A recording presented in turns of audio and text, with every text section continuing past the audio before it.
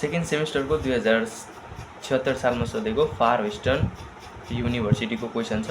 त्यो क्वेसन चाहिँ equation of the straight लाइनको क्वेसन छ। स्ट्रेट लाइनबाट क्वेसन सोधेको थियो। अब त्यो क्वेसन भनेको चाहिँ find the length of the perpendicular from the point. अब हामीलाई यो गिवन पोइन्ट दिएको छ कति 3 -1, 11 टु द लाइन। अब हामीले चाहिँ यो के दियो भन्दा लाइनको इक्वेसन कति दियो भन्दाखेरि x/2 = y - 2/3 = z - 3/4। योसँग चाहिँ के यो यति चाहिँ के हो हामीलाई यो क्वेसनले गिवन दिएको छ। अब गिवन अझै क्वेसनले के भन्यो भन्दाखेरि अब यसलाई also find the equation of perpendicular चाहिँ हामीलाई निकाल भनेको छ। अब यो इक्वेसन अफ परपेन्डिकुलर निकाल्नको लागि हामीले के गर्नुपर्छ भन्दाखेरि सबैभन्दा पहिला यतापट्टि रफमा हेरौँ। सबैभन्दा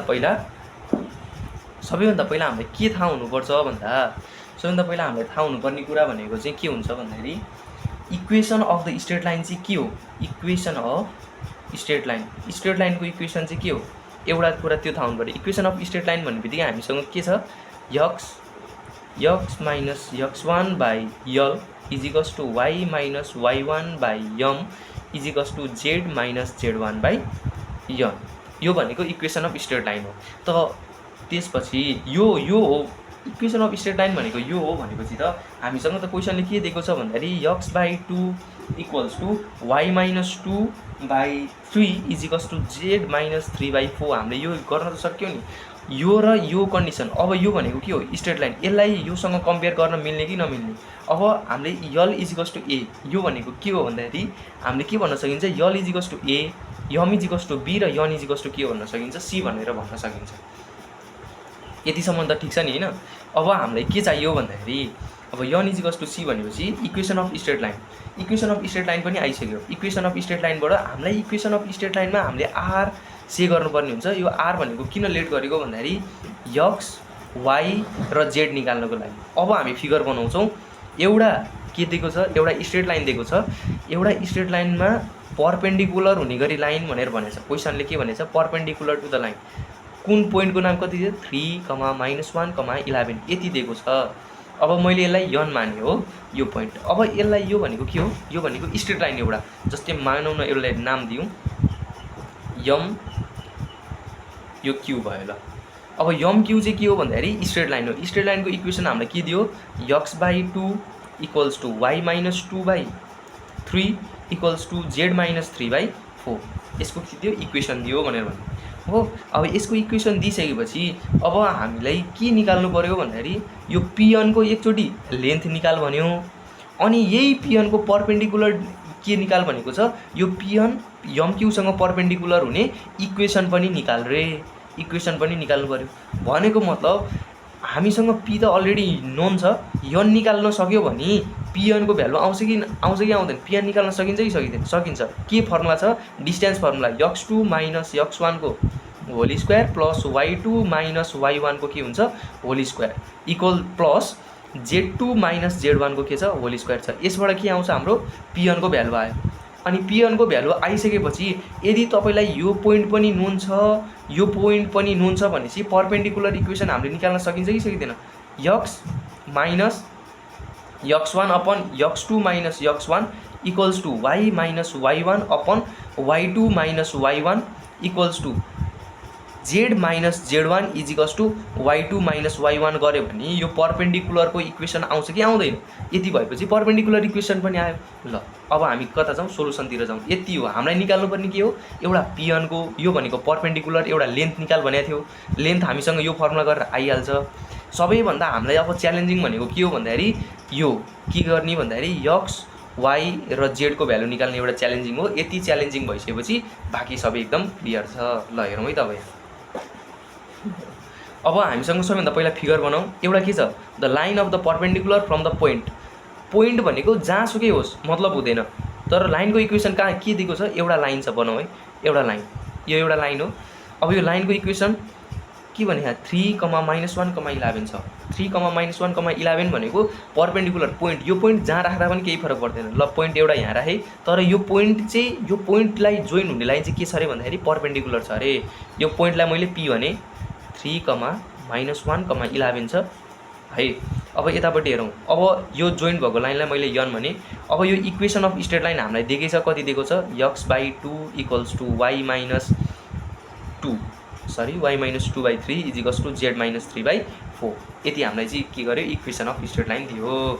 इक्वेसन अफ स्ट्रेट लाइन दिने बित्तिकै अब हामीलाई के थाहा हुनुपर्छ भन्दाखेरि सबैभन्दा पहिला अब यो सोलुसनतिर लागौँ है त। यति भएपछि हामीलाई के को भ्यालु, यो x, y र z, यदि x, y र z को भ्यालु चाहिँ के छ, अननोन छ।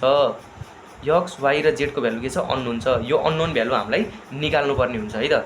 अननोन भ्यालु निकालेपछि ल हेरौँ, अब यहाँ सोलुसन, सबैभन्दा पहिला सोलुसनतिर लागौँ। The given equation of straight line is, given हामीलाई के छ, यसलाई x/2 = y-2/3 = z-3/4 छ। अब इक्वल्स टु r। आर से चाहिँ किन गरेको भन्दाखेरि आर अथवा तपाईँले जुन adjective A B C D R M N जेडसम्म जुन पनि गर्दा केही फरक पर्दैन, मैले चाहिँ आर गरेँ। यसलाई आर से चाहिँ किन गरेको भन्दाखेरि हामीलाई के चाहिन्छ, x, y र z को भ्यालु चाहिन्छ।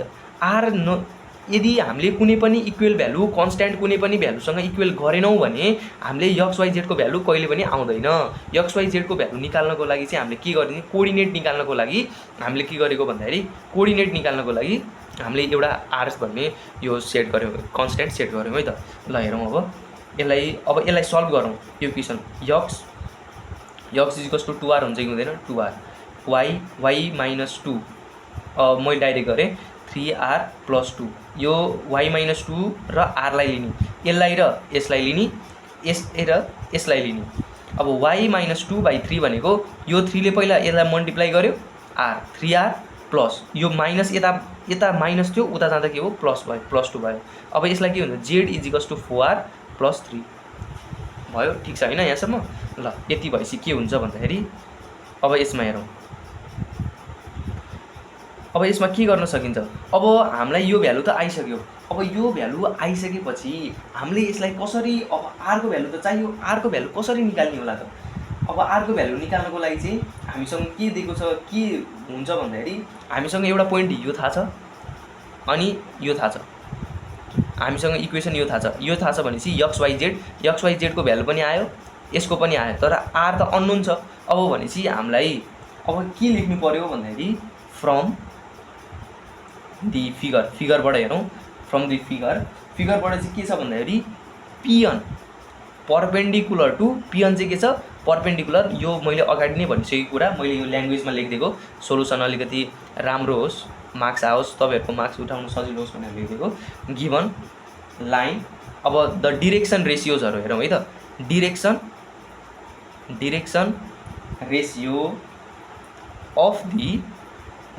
Ratios of the line joining, यो लाइन जोइनिङको डिरेक्सन रेसियोजहरू भनेर भनेको यो लाइन जोइनिङको, यो लाइन जुन यो पर्पेन्डिकुलर डिस्टेन्स छ नि, यो लाइन जोइनिङको के हुन्छ, डिरेक्सन रेसियोजहरू चाहिँ line joining the points, direction रेसियोजहरूको चाहिँ यो लाइन जोइनिङ पोइन्ट्सको डिरेक्सन रेसियोजहरू लेख्दैछौँ।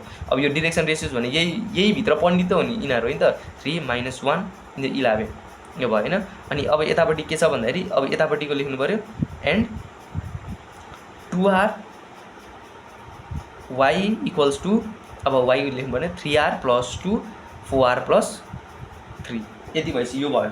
अब हामीलाई के चाहिन्छ भन्दा युजिङ पर्पेन्डिकुलर कन्डिसन, युजिङ, अनि अर्को भनेको डिरेक्सन रेसियोज। अब हामीले यसलाई एबिसी को भ्यालु लेख्न पाइने कि नपाइने, यो भनेको ए हो, ए = के हुन्छ, अब यसलाई डिरेक्सन रेसियो, अब यसलाई यसरी लेख्नु पाइन्छ, यो भनेको 2, बी भनेको 3 र जेड, भनेको के छ 4। अब यहाँबाट एउटा फर्मुला रिलिज हुन्छ, यो फर्मुला चाहिँ चाहिन्छ युजिङ दि पर्पेन्डिकुलर कन्डिसन भनेर, युजिङ दि पर्पेन्डिकुलर कन्डिसनमा चाहिँ के गर्नु पर्यो भन्दाखेरि हामीले perpendicular condition a x - x1 plus b y - y1 plus c z - z1 = 0 यो भन्ने कन्डिसन चाहिँ हामीले निकाल्नु पर्यो। ए भनेको हामीसँग कति छ 2। अब यक्स अब हेरौँ है त, अब तपाईँले कहाँबाट कसलाई यक्स मान्नु हुन्छ अब त्यो तपाईँको हातमा हो। अब हेरौँ, अब हामीले यक्स वाइ जेड यो भनेको यक्स, अब यसलाई के मानौँ x1 y1 र z1। तपाईँले यसलाई गरेर गर्दा नि हुन्छ, तर साइन कन्भेन्सनहरू गर्दा चाहिँ यो अलिकति गाह्रो हुने भएकोले चाहिँ के गर्ने भन्दाखेरि यो गाह्रो हुने भएकोले चाहिँ गाह्रो हुने भएको भएर चाहिँ मैले यसलाई के गरिदिएको भन्दाखेरि x1 y1 यो जसरी मानेको छ त्यसरी नै गरिदिएको। ल अब यतापट्टि हेरौँ, हामीसँग सोल्युसन यो भयो हैन 2, यो भनेको त हामीसँग 2 नै छ मैले लेखेको। अब यहाँ हेरौँ, यक्स भनेको यक्सै छ हो, यक्स भनेको हामीसँग कति छ 2r, सरी यक्स भनेको 2r माइनस अब x1 भनेको त अब हामीले यसलाई के मानेको थियो 3, यो जुन छ नि यो 3 कमा यसलाई x1 मानेको थियो भनेपछि हामीले यसलाई 2 माइनस 3 लेख्न पाएँ कि पाएन, 2r माइनस 3 लेख्न पाएँ कि पाएन, प्लस b भनेको 3 y माइनस अब y1 यहाँ हेर्नु यो भनेको माइनस, अब यता माइनसले यसलाई यो भनेको प्लस c भनेको कति छ, c भनेको हामीसँग रेसियो लिएको थियो 4 अनि z माइनस अब यतापट्टि के छ z माइनस, अब यसपट्टि y माइनस y1 हजुर अब यो गाह्रो होला भनेर मैले यसरी नै लेखिदिएँ, ल केही भएन। z माइनस z1 यो z1 भनेको कति छ 11 छ। अब यसलाई फेरि अझै एकचोटि गरौँ, अब 2 अब यक्स भनेको हामीसँग कति छ 2r माइनस 3 त भइहाल्यो प्लस 3, y भनेको कति छ भन्दाखेरि 3r प्लस 2 प्लस 1 छ हो प्लस, अब यतापट्टि कति छ अनि त्यसपछि अब यतापट्टि 4, z भनेको कति छ हामीसँग z भनेको 4r प्लस 3 अनि यता कति भयो 4r प्लस 3 भनेपछि minus 11 equals to 0। 2r minus 3 plus 3 अब यता कति हुने भयो 3r प्लस 3 हुने भयो होइन, 3r प्लस 3 हुने भयो प्लस 4 भनेको 4 नै भयो अनि 4r प्लस अब यतापट्टि काट्यो यो भनेको यो माइनस 11 प्लस 3 भन्दा माइनस 8 इक्वल्स टु 0 हुने भयो। यति क्लियर। अब यसलाई सल्भ गरौँ, यो भनेको 4r माइनस 2 3 जा 6 प्लस 3 3 जा 9r प्लस 3 3 जा 9 प्लस 4 यो 16r माइनस 4 8 जा 32 इक्वल्स टु 0। अब यो गर्दा कति आउँछ 4r र 16r अनि 9r 16 प्लस 4 20 प्लस 9 भनेको कति हुन्छ 29r हुन जान्छ। पहिला माइनस माइनसको काम गरौँ, यो माइनस यो 32 मा 6 जोड्दा 38 भयो, 38 बाट 9 घटाउँदा 29 भयो इजिकल्स टु 0। r भनेको कति हुन्छ 29 बाई कति भयो रे 29, r भनेको कति 1। अब हामीसँग भ्यालु डाइरेक्ट अब के गर्ने x y र z को भ्यालु चाहिँ के हुन जान्छ भन्दाखेरि अब यसमा हामीले कति थियो यो भनेको 2r 3r plus 2 4r plus 3 भन्ने थियो।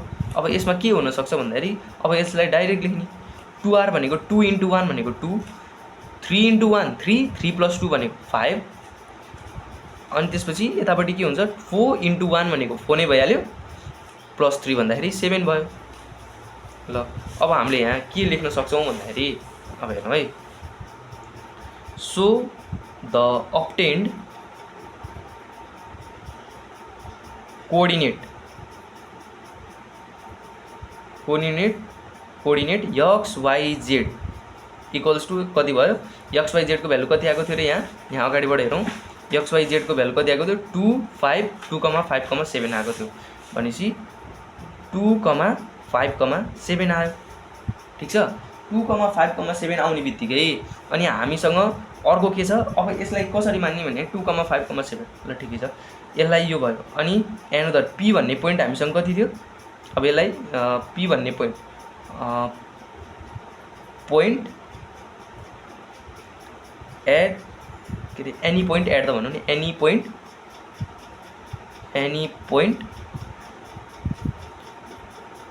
लाइज अन द स्ट्रेट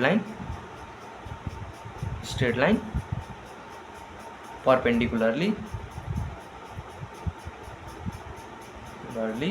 अब यसमा के हुन्छ यो भनेको कति थियो परपेन्डिकुलरली लाइन जोइन गर्ने भनेको कति थियो 3, -1, 11।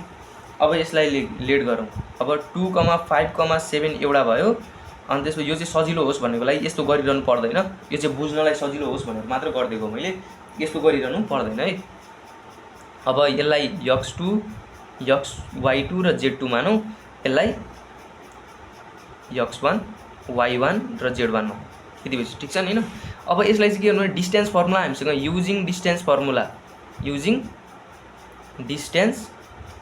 अब यो भनेको n भयो, यो भनेको p को पोइन्ट भयो। n को पोइन्ट निकाले हैन त अघि हामीले यहाँ फिगरमा हेरौँ न, यो भनेको n को पोइन्ट अघि मैले यो पोइन्ट चाहिएको थियो नि त x y z अननोन भनेर पनि लेखेको थिएँ। x y z आउने बित्तिकै यो भ्यालु के को रहेछ भन्दाखेरि यही के को रहेछ x y z को भ्यालु रहेछ भनेर बुझ्ने। x y z यो भनेको के हो n कोअर्डिनेट भनेपछि मैले यहाँ n लेख्न पाएँ अनि p भनेको यसरी लेख्यो ल ठिक छ हैन।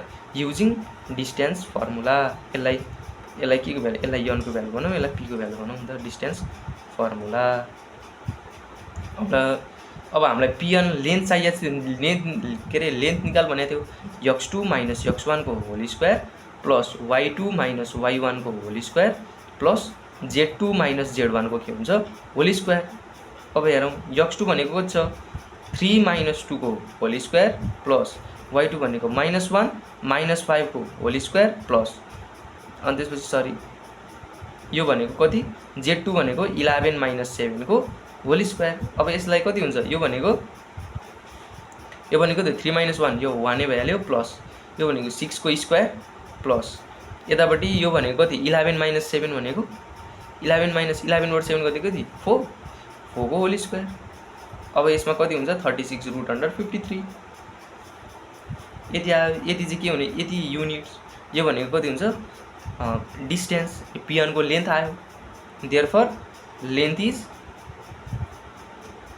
Root 53 units. ल यो त आयो लेन्थ को कुरा। अझै इक्वेसन निकाल भनेको छ। इक्वेसन चाहिँ के गरी निकाल्ने भन्दाखेरि इक्वेसन निकाल्ने मैले अघि नै फर्मुला भनेको थिएँ होला इक्वेसन निकाल्ने। अब हामीसँग पोइन्ट नाउ वी हेभ हामीसँग के छ भन्दाखेरि हामीसँग पोइन्ट छ वी हेभ p ब्र्याकेटमा नाउ वी हेभ हामीसँग दुईटा पोइन्ट छ p equals to 3, -1, 11 and n equals to 2, 5, 7 यो भन्ने हामीसँग पोइन्ट छ। अब हामीले यो पोइन्टलाई युज गरेर चाहिँ के गर्नु पर्यो भन्दाखेरि नयाँ इक्वेसन फर्मेसन गर्नु पर्यो। नयाँ इक्वेसन फर्मेसन गर्नको लागि के हुन्छ भन्दाखेरि फर्मुला हामीसँग x minus x1 upon x2 minus x1 equals to y minus y1 upon y2 minus y1 equals to z minus z1 upon z2 minus z1। अब x1 केलाई मान्ने र y1 केलाई मान्ने भन्ने अलिकति दोधार हुनसक्छ। यसमा केही पनि दोधार मान्नु पर्दैन। अब म यहाँ हुँदाहुँदै दोधार मान्ने त कुरै हुँदैन। 3 -1 11 यो भनेको अब मैले यसलाई x1 y1 र z1 लेट गर्दै अनि त्यसपछि यतापट्टि q। अब यसलाई के छ भन्दाखेरि q भनेको अब यतापट्टि के छ भन्दाखेरि अब यतापट्टि गरिसकेछ माथि लेट गरिसकेछ यो माथिको चाहिँ नदेखाउँदा नि केही फरक पर्दैन। तपाईले यसलाई जुन x2 माइनस x1 यसलाई x2 माने नि यसलाई x1 माने नि जसलाई जे माने पनि तपाईको एन्सर आउने भनेको चाहिँ कसरी हो भन्दाखेरि यो तपाईको एन्सर यो x1 माइनस x2 गरे नि त्यही हो x2 माइनस x1 गरे नि त्यही हो लास्टमा किनकि स्क्वायरिङ छ स्क्वायर भएपछि माइनस प्लस मल्टिप्लाई जसरी जे गरेर भए पनि तपाईको एन्सर चाहिँ कति आउँछ 53 न्युटन के रे 53 युनिट्स चाहिँ आउँछ। ल हेरौँ q को भ्यालु कति हुन्छ n को भ्यालु n भनेको कति 2, 5, 7। अब यसलाई के मान्ने x2 y2 र z2 मान्दिने। अब त सिम्पल आइहाल्यो नि। अब x माइनस x1 भनेको कति छ 3 अपन x2 भनेको यहाँ मानेको थियो नि x2 भनेको 2 माइनस 3 y1 x1 छ y माइनस y1 भनेको कति छ +1 छ किनकि y1 x माइनस x1 भनेपछि त यो y1 भनेपछि यो माइनसमा छ यो माइनसले गर्दाखेरि के भयो प्लस भयो y2 माइनस y1 y2 भनेको 5 माइनस भनेपछि +1 भयो। अनि त्यसपछि z माइनस z1 भनेको 11 डिवाइडेड बाई अब यो भनेको z2 माइनस z1 z2 भनेको 7 माइनस 11 अब x माइनस 3 डिवाइडेड बाई यो भनेको -1 equals to y plus 1 upon 6 equals to z minus 11 upon यो भनेको कति भयो -4। अब हेर्नु यसले र यसले मल्टिप्लाई गरेर त प्लस भइहाल्यो तर यो पनि त छ नि। अब यसलाई चाहिँ के हुन्छ चाहिँ x minus 1 is equals to y plus 1 by -6 equals to z minus 11 by -4 किनकि यसले र यसले मल्टिप्लाई भइसकेपछि यिनीहरू दुईजना बिच पनि त केही न केही त मल्टिप्लाई हुन्छ। अथवा यो नलेखिन् केही फरक पर्दैन, यतिकै छोडिदिनु भयो भने तपाईँको एन्सर मिल्छ। यतिकै छोड्यो भने पनि एन्सर मार्क्स आइन्छ, फुल मार्क्स पाइन्छ। यदि यो मिलाएर यदि तपाईँहरूलाई गर्न आउँदैन भने यतिकै गरे पनि मार्क्स आउँछ। हस् त, थ्याङ्क यू।